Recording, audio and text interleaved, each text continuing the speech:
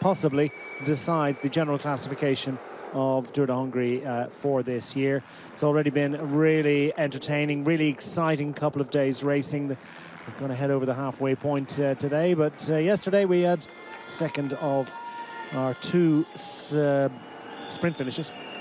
One for the sprinters, one for the breakaway riders as well. In the early stages of yesterday's long sustained run from Veszprém to Siófok and down in and around Lake Balaton. Heading for the hills today, so it was a final opportunity for, well, at least with a day remaining for the sprinters, and unfortunately quite a few sprinters were caught up in this mass pile-up. Absolutely devastating effect on the peloton. 8 riders indeed forced to non-finish yesterday. Many of them caught up in this accident. Most of the riders thankfully able to get up. No serious injuries incurred, which is, I think, pretty remarkable actually. And just, well, it was a little bit of a crosswind section. The Team Flanders Balois squad decided to go racing, forcing the riders over into the right-hand side, into the ditch. Ryan Mullen just hitting the deck, and lots of riders implicated in that one.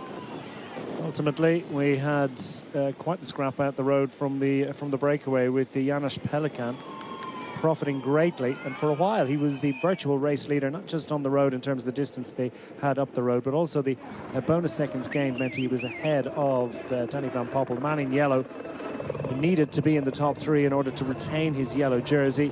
Van Poppel gunning for a second successive win, hanging the coattails of the Jaco Alula lead-out train. Beautifully presented job done for Dylan Groenewegen, but not quite able to fend off the late run, the late surge from Danny van Poppel. Nice bike throw, went to the photograph.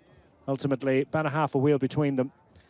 And Dutch one too, but this one again going to Danny van Poppel. Remarkable brace of victories for a rider who's not a prolific winner. He's a full-time permanent and pensionable lead-out man these days. Gets the very occasional opportunity for himself, and he grabbed that one with both hands. He leads the race overall, heading into stage 3.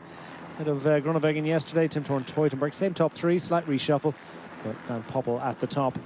And Pelikan almost ended up in the jersey, in the leader's yellow jersey at the end of the day, but he is second overall now heading to this summit finish. Van Poppel with a handy advantage, but by no means emphatic lead in the points classification. That will rage all the way to Sunday's final stage.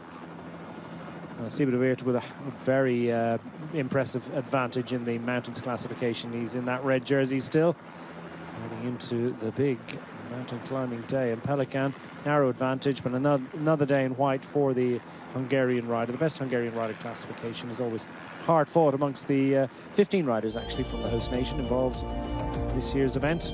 Heading out of Godolo today, a city in Pest County.